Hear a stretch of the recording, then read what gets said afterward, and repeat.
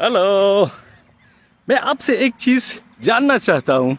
Generally हम सब और आप भी, क्या होता है, कोई टेम्पररी जगह पे जाते हैं, यानी कोई रिलेटिव के घर जाते हैं या कोई ऐसा शहर जाते हैं जहाँ पे मेरी पोस्टिंग 10 डेज या फिर बोले 1 मंथ के लिए होती है, और आप वहाँ पे टेम्पररी रूप में रहने लगते हैं।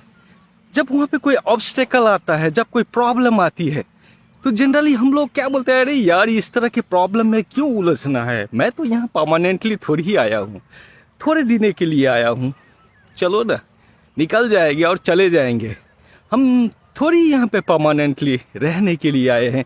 तो इन सारे टेंशन को लो, इन सारे प्रॉब्लम को झेलो, इस तरह के बातें को अपने मन में ले लो कि यार ये इसने क्या बोला, इसने क्यों बोला, क्योंकि ये शहर जितने हैं वो तो मेरा नहीं है ना, मुझे लोग भी नहीं जानता है।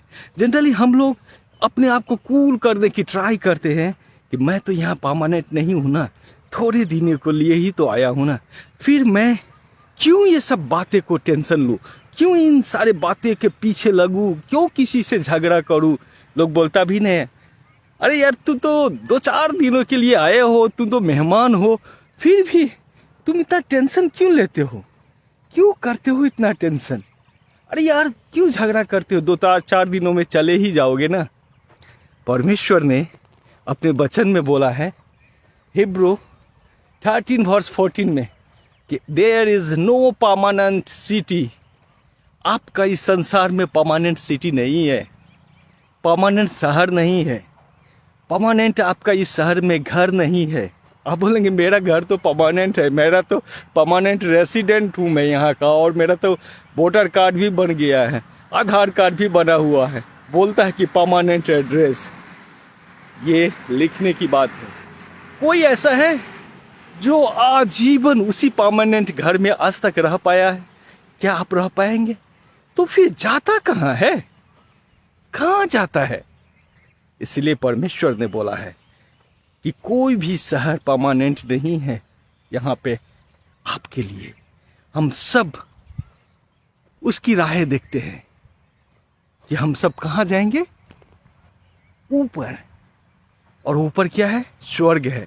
जब आप 1 कोरिन्थियन 6:90 में जाएंगे, परमेश्वर ने बोला है कि हम सब, यानी आप, मैं और जितने भी आपके रिलेटिव है, सब क्या है?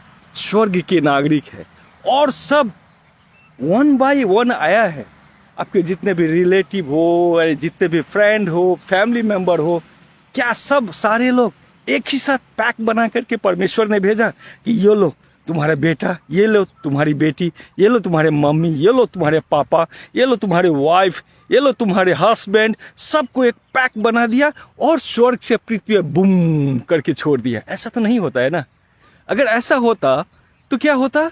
परमेश्वर पूरे फैमिली को पहले निर्माण करता है, मम्मी पापा, वाइफ, हस्बैंड, बेटा बेटी, सबको एक पैक बनाता और पृथ्वी पे इसे स्वर्ग से छोड़ देता। ऐसा नहीं होता है। आप, मैं, आपकी वाइफ, आपके बच्चे, सब अपने आप इंडिविजुअल आया है। कहाँ से? स्वर्ग से। परमेश्वर ने उसे भेजा है आपके जीवन के लिए। और जब परमेश्वर ने भेजा है, और परमेश्वर हिब्रू इब्रानियों 13:14 में बोलता है कि आपके लिए कोई परमानेंट सिटी नहीं है, इसका मतलब तो मैं इस दुनिया में क्यों टेंशन लूं, क्यों नकारात्मक सोचूं, क्यों किसी के बात को इतना बुरा मान लूं कि यार मेरा जीना हराम हो जा रहा है, क्यों इन सारे बातों को अपने ब्रेन में लेके चलूं, यार सोना बंद हो जा रहा है, खाना बंद हो जा रहा है, डायबिटीज हो जा रहा है, कोलेस्ट्रॉल हो जा रहा है, हाई प्रेशर हो जा रहा है, क्यों आप लेते हो ये सारा कुछ? आप तो परमानेंट यहाँ पे नहीं है, और कोई भी शहर परमानेंट नहीं है, तो फिर क्यों लेते हो? आपको तो जाना है वहां पे। आज जो भी आपके अगल बगल में है, जो भी आपके रिलेटिव है, जो भी आपके आसपास है, उनसे मीठी बात कीजिए ना, यार आया हूँ बहुत कम दिनों के लिए, चलो ना अच्छा रिलेशन बना लेता हूँ। ठीक है तुमने बुरा बोला, लेकिन मैं यहाँ पे परमानेंट नहीं हूँ, जाने वाला हूँ ना। तुम्हारे बातों को मैं बुरा नहीं ले रहा हूँ।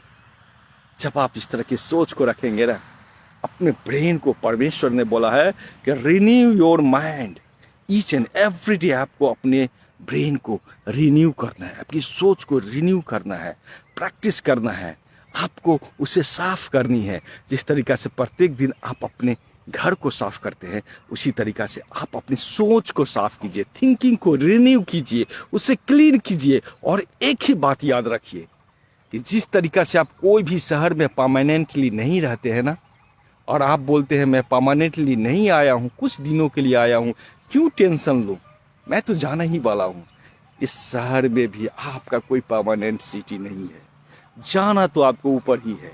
इसलिए जाएंगे तब जब आप अच्छे कर्म करेंगे, परमेश्वर के बताए रास्ते पे चलेंगे, और जब उस परमेश्वर के बचाए रास्ते पे चलेंगे तो वही परमेश्वर उस स्वर्ग का जो रास्ता है ना आपके लिए खोलेगा।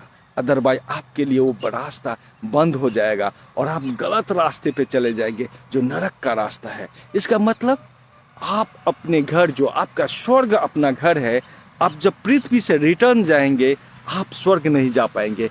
आप कहाँ पे चले जाएंगे?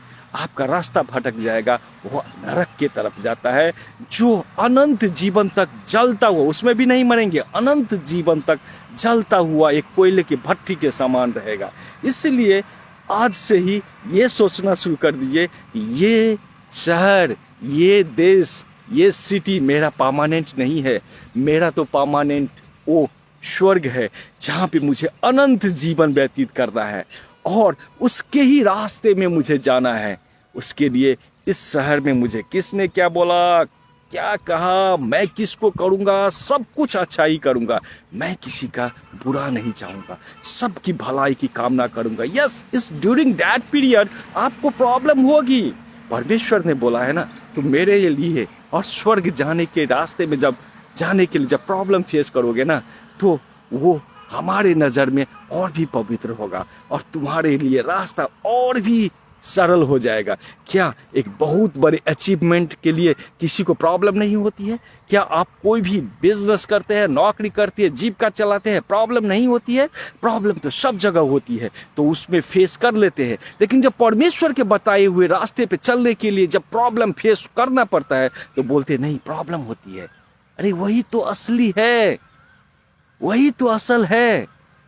जिस काम को करके, नेकी और भलाई को करके आप अपना परमानेंट सिटी, अपना अपना शहर, आपका अपना, जहाँ का आप अधिकारी है, जहाँ का आप निवासी है, आप वहाँ पे जा सकते हैं। इसलिए आज से सोचना शुरू कर दीजिए कि मुझे अपने धाम, अपना शहर जो स्वर्ग पे है, कैसे जाना है।